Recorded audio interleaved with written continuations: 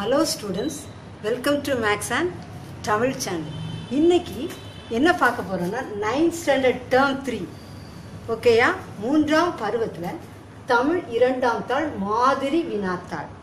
பிரிவு 1ல கோடிட்ட இடங்களை நிரப்புக. தமிழ் இரண்டாம் தாள் எழுதுறது ஸ்டூடண்ட்ஸ்க்கு கஷ்டமா இருக்கும்.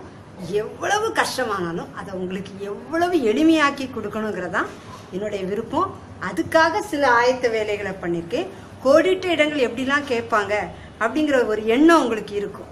இந்த கோடிட்ட இடம் கேட்பாங்க, நான் எல்லா 3 எண்ணும் சேர்த்து உங்களுக்கு ஒரு சில கோடிட்ட இடங்களை கொடுத்துருக்குறேன். அதை நல்லா தரவப்படிங்க. பிரிவு 1ல் என்னெல்லாம் வரும்? உரிய சொல்லை தேர்ந்தெடுத்து எழுது கோடிட்ட இடம். நான் உங்களுக்கு இதை எப்படிலாம் போட போகிறேன்னா, உரிய சொல்லை தேர்ந்தெடுத்து எழுது கோடிட்ட இடம், அப்புறம் பொறுத்துக. இந்த 3ஐயுமே நீங்கள் படித்தா பிரிவு 1 நீங்கள் என்ன செஞ்சிடலாமா? ஈஸியாக அட்டன் பண்ணிடலாம். புரிஞ்சுச்சா? நான் வீடியோ எப்படிலாம் போடுறேன்? Choose, fill up, match. உரிய சொல்லை தெரிந்தெடுத்து எழுது, கோடிட்ட இடம், அப்புறம் பொறுத்துக. அப்படி 3 போட்டால் எப்படி 1 வேர்டு கேட்டாலும் நீங்கள் என்ன செஞ்சிடலாம்? நீங்கள் அட்டன் பண்ணிடலாம். இந்த வீடியோவில் வெறும் கோடிட்ட இடங்கள் எப்படிலாம் கேட்கலாம் அப்படின்னு சொல்லி ஒரு 25 கோடிட்ட இடங்களை கொடுத்துருக்கேன். அவை என்னெல்லாம் சொல்லி பார்க்கலாமா? கோடிட்ட இடங்களை நிரப்புக. அகப்பொருள் இலக்கணத்தை பற்றி கூறும் இலக்கணம் அகத்திணை எனப்படும். அந்த டேஷ் வர்ற இடம்லாம் பாக்ஸ் போட்டிருப்பேன். கோடிட்ட இடம் வர்ற கோடிட்ட இடத்துக்குலாம் நான் பாக்ஸ் போட்டிருப்பேன். அதுதான் அந்த கேள்விக்குரிய ஆன்சர். அந்த கேள்விக்குரிய ஆன்சர்லாம் ரெட் கலர்ல பாக்ஸ் போட்டிருக்கதான் அந்த கோடிட்ட இடத்துக்குரிய ஆன்சர். புரிஞ்சுச்சா?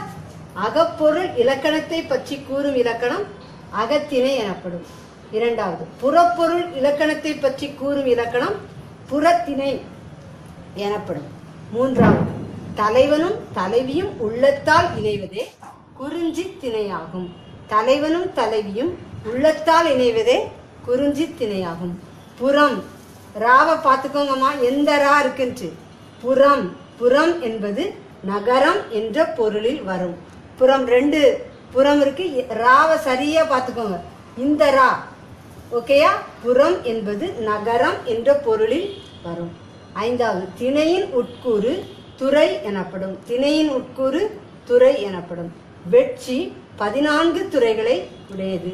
வெட்சி 14 துறைகளை உடையது. தும்பை 12 துறைகளை உடையது. தும்பை 12 துறைகளை உடையது. வஞ்சி 13 துறைகளை உடையது. வஞ்சி 13 துறைகளை உடையது. ஒருவர் பெற்ற கல்வி, புகழ், ஈகை போன்ற மேம்பாடுகளை போற்றி பாடுதல் பாடான் திணை ஆகும். 9வது என்னது? ஒருவர் பெற்ற கல்வி, புகழ், ஈகை போன்ற மேம்பாடுகளை போற்றி பாடுதல் பாடான் திணையாகும். இது கொஞ்சம் முக்கியமானதுமா. 10வது, புறத்திணை 7 வகையாகும். புறத்திணை 7 வகையாகும். மலையும் 11, மலையும் மலை சார்ந்த இடமும் குறிஞ்சி எனப்படும். 11, மலையும் மலை சார்ந்த இடமும் குறிஞ்சி எனப்படும். 12, பொழுது என்பது நிகழ்ச்சி நடைபெறும் காலம் ஆகும். பொழுது என்பது நிகழ்ச்சி நடைபெறும் ஆன்சர் காலம் ஆகும். புரிஞ்சிச்சா? 12 முடிச்சிருக்கோம். 13, யாப்பின் உறுப்புகள் 6 வகைப்படும். யாப்பின் உறுப்புகள் 6 வகைப்படும். 14, எழுத்துக்களால் ஆனது அசை எனப்படும். எழுத்துக்களால் ஆனது அசை எனப்படும். 15, பாடலின் ஓசைக்கு அடிப்படையாய் அமைவது சீர் ஆகும். பாடலின் ஓசைக்கு அடிப்படையாய் அமைவது சீர் ஆகும். 16, காய்ச்சீர்களை வெண்சீர்கள் என்று அழைக்கிறோம். காய்ச்சீர்களை எப்படி அழைக்கிறோம்? வெண்சீர்கள் என்று அழைக்கிறோம். 17, காய்முன் நேர் வெண்சீர் வெண்டலை வரும். காய்முன் நேர் எது வரும்? வெண்சீர் வெண்டலை வரும்.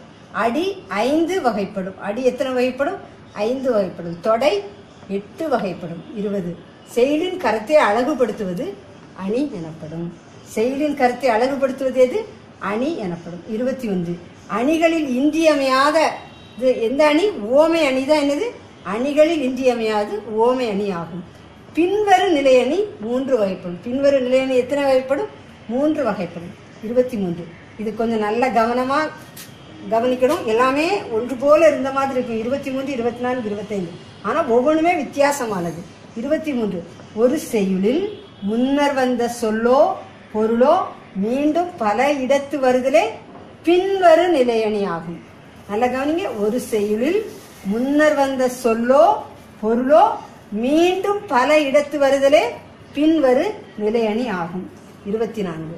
முன்வந்த சொல்லே மீண்டும் பலவிடத்து வந்து வேறு பொருள் உணர்த்துவது சொற்பொருள் பின்வரு நிலையணி ஆகும். முன்வந்த சொல்லே மீண்டும் பலவிடத்து வந்து வேறு பொருள் உணர்த்துவது என்னதுமா? சொற்பின் வரு நிலையணி ஆகும். 25. செய்யுளில் முன்வந்த பொருளே பின்னர் பல இடங்களிலும் வந்து பொருள் தருவது. செய்யுளில் முன்னர் வந்த பொருளே பின்னர் பல இடங்களிலும் வந்து பொருள் தருவது என்னது? பொருள் பின்வரு நிலையணி. என்னதுமா? பொருள் பின்வரு நிலையணி ஆகும். நீங்க நல்லா எக்ஸாமுக்காக 9th standard term 3 exam Tamil second paper எழுத போகும்போது இந்த 25 கோடிட்ட இடங்களையும் நீங்க நல்லா படிச்சுட்டு போங்க. நிச்சயமா இந்த கோடிட்ட இடங்களை படிக்கும்போது தமிழ் 2 எக்ஸாம் நீங்க என்ன செய்யலாம்? ஈஸியா எழுதலாம். நம்ம சேனலை பார்க்குற ஒவ்வொருவருக்கும் எல்லாம் தமிழ் எல்லாம் ஈஸியாக இருக்கணுங்கிறதான் என்னுடைய ஆசை. நம்முடைய சேனலில் மேக்ஸும் நம்ம என்ன செஞ்சுருக்கோம்? கற்றுக் கொடுக்கோம். நீங்கள் சேனலில் போய் பார்த்தா மேக்ஸில் எல்லா சாப்டர்ஸும் எல்லா எக்ஸசைஸும் போட்டிருக்கோம். நீங்கள் அதையும் போய் பாருங்கள். சேனலுக்கு சப்ஸ்கிரைப் பண்ணுங்கள். தொடர்ந்து என்னுடைய வீடியோஸ் கிடைக்க பெல் பட்டனை கிளிக் பண்ண மறக்காதீங்க.